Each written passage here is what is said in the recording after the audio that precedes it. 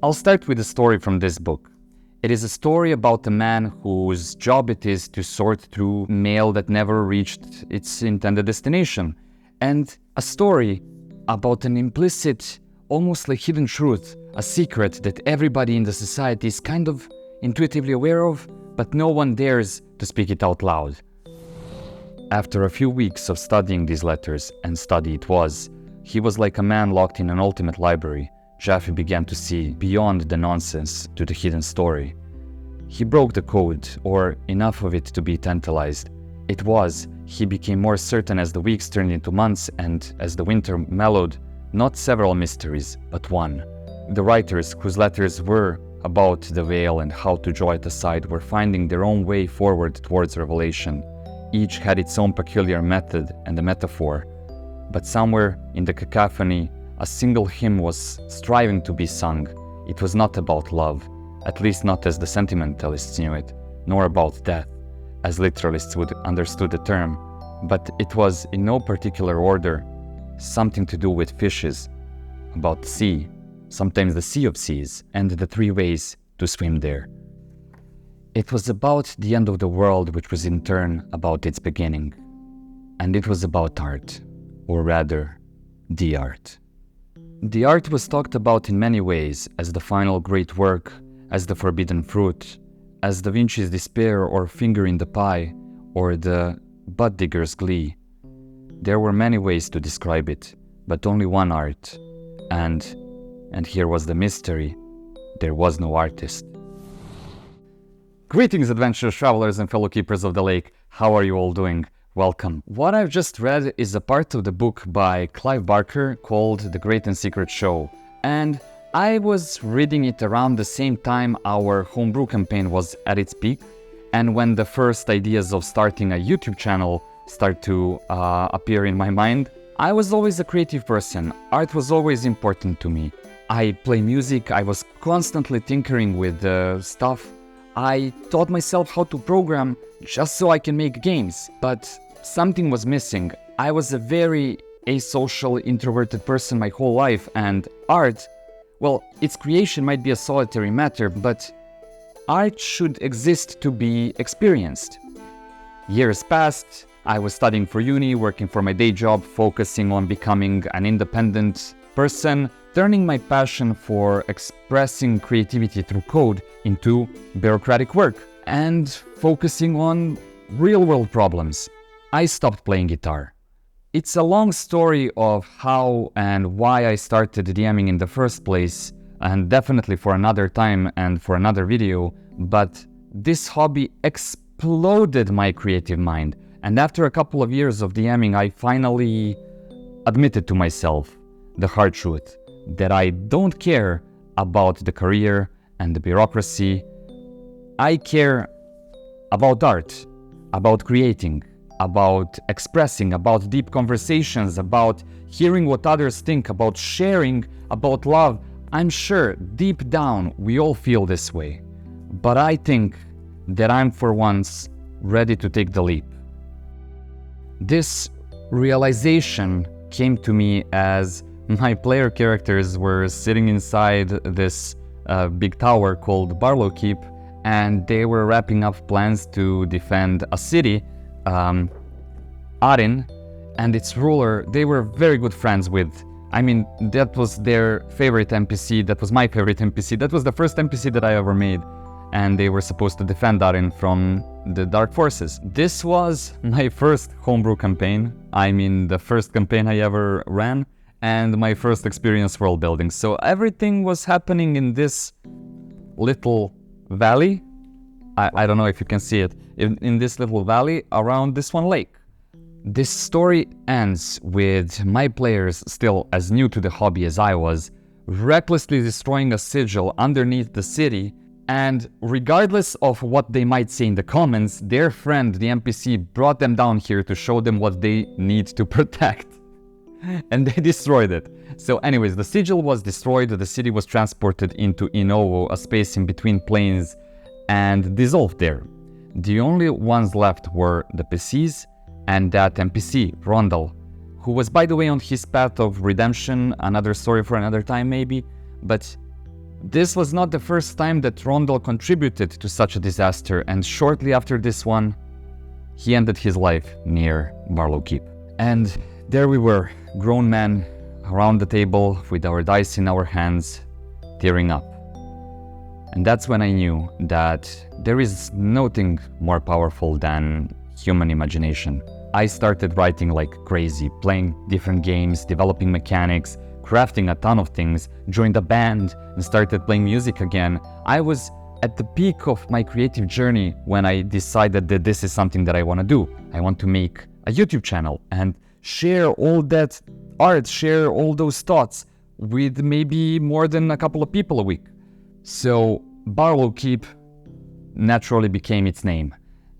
Arin's coat of arms became the logo of the channel, and the grave at the end of the video, that's Rondel's grave. But the lake, my first world-building creation, for me it symbolizes fundamental creativity and imagination that we all have inside of us. That creative, artistic, childlike intuition is like the art. And the lake I always talk about, I like to believe that it is a real place out of place, limited yet infinite, like quiddity from the book. I'm gonna read it to you. Minor spoilers ahead. Between this world, called the Cosm, and the Metacosm, it is a sea called quiddity. And on this sea, there is an island called Ephemeris, a beautiful world, a beautiful place, which we see 3 times, at birth, at death, and for one night when we sleep beside the love of our lives. Presidents, messiahs, shamans, popes, saints, and lunatics have attempted, over the passage of the millennia, to buy, murder, drug, and flagellate themselves into quiddity. Almost to a one, they all failed.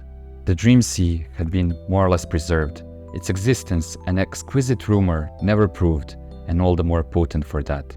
The dominant species of the Cosm had kept what little sanity it possessed by visiting the sea in their sleeps, 3 times a lifespan, and leaving it always wanting more.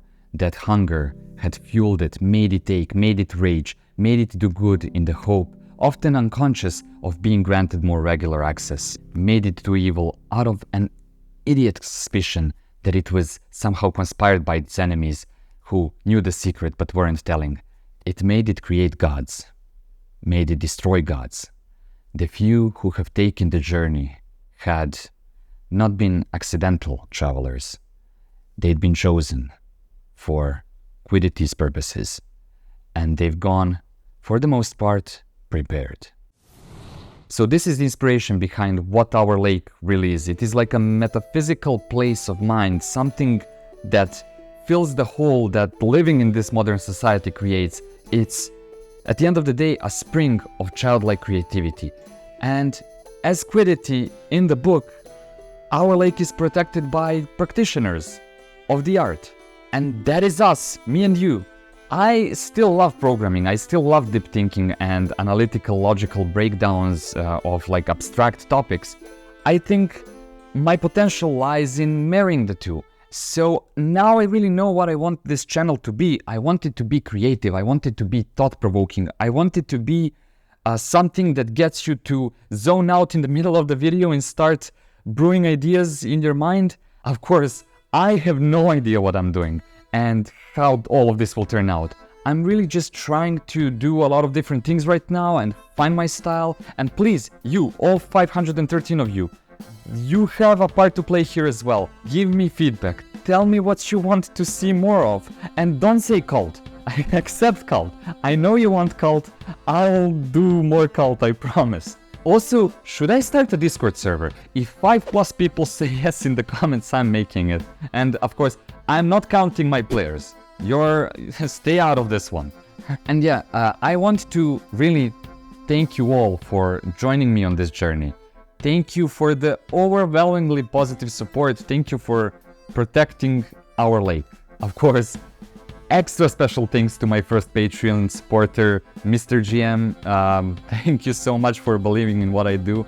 I promise those soundboard updates are going to come out soon. I'm trying to find someone to work on that half full time and get the features I want to going. Then of course I have to thank my first GM for passing the Forever GM torch to me.